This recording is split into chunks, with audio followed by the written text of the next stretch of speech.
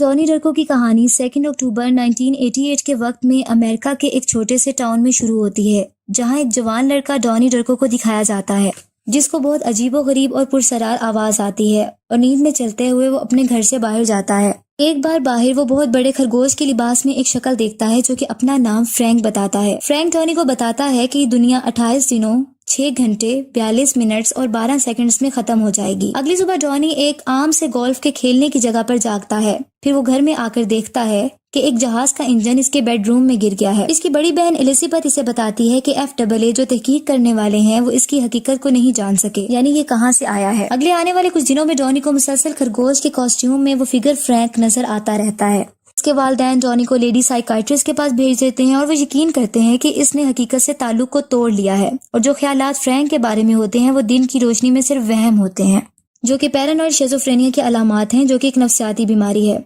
जो फ्रैंक होता है वो डॉनी की हरकत पर असरअंदाज होता है, जैसे कि डॉनी हाई स्कूल की पानी की पाइप को तोड़ देता है, जिससे स्कूल पानी से बहुत ज्यादा भर जाता है।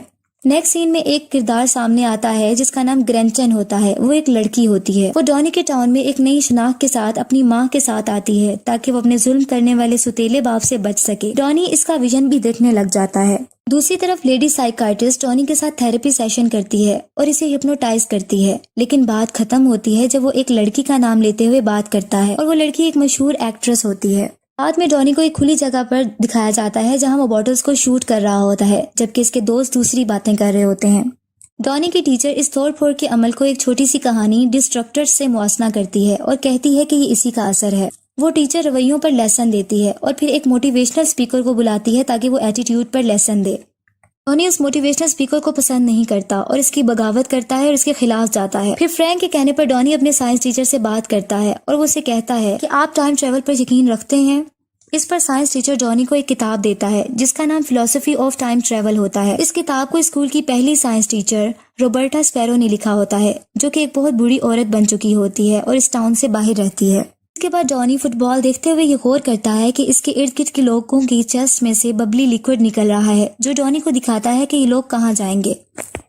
फिर एक बबली लिक्विड इसकी चेस्ट से भी निकलता है, जो कि डॉनी इसका पीछा करता है। वो इसको बेडरूम तक ले जाता है इसके घर के और वहाँ एक ये गन तलाश करता है।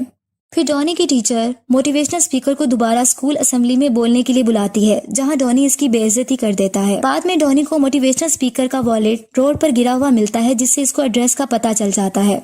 इसे फ्रैंक कहता है कि मोटिवेशनल स्पीकर के घर को आग लगा दो और डॉनी ऐसा ही करता है। और जब फायर ब्रिगेड आग बुझाने के लिए आते हैं तो मोटिवेशनल स्पीकर के घर से बच्चों की गलत तस्वीर मिलती हैं, जिससे पता चलता है कि वो आदमी ठीक नहीं होता और वो गिरफ्तार कर लिया जाता है। डॉनी की टीचर डॉनी की माँ के साथ मिलके डांसिंग ग्रुप को लेकर लॉस एंजलिस चली जाती है, जिससे पता चलता है कि डॉनी के घर उसकी माँ नहीं है, जबकि इसका बाप बिजनेस के सिलसिले में बाहर गया होता है।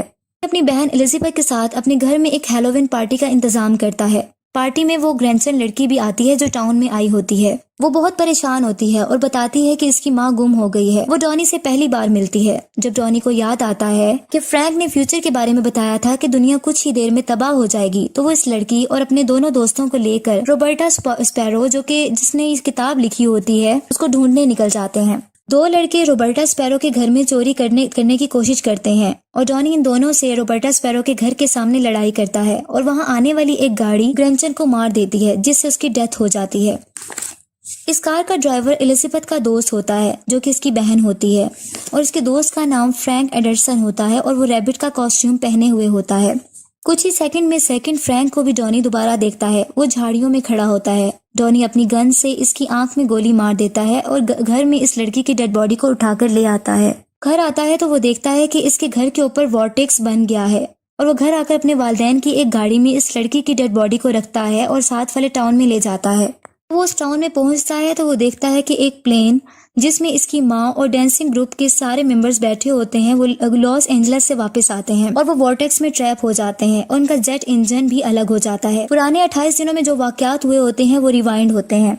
जैसा कि डॉनी अपने बेडरूम में जागता है, याद करता है कि 2 अक्टूबर है और हंसता है।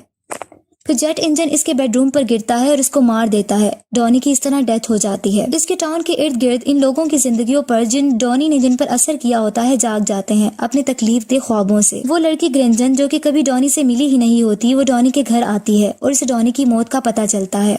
वो डॉनी की माँ एक दूसरे को आपस में एक दूसरे को देखते हैं और हाथ हिलाते हैं। वो ऐसा लगता है कि एक दूसरे को जानते हैं, लेकिन याद नहीं कर सकती कि वो पहले लम्हे वो किस टाइम मिले थे।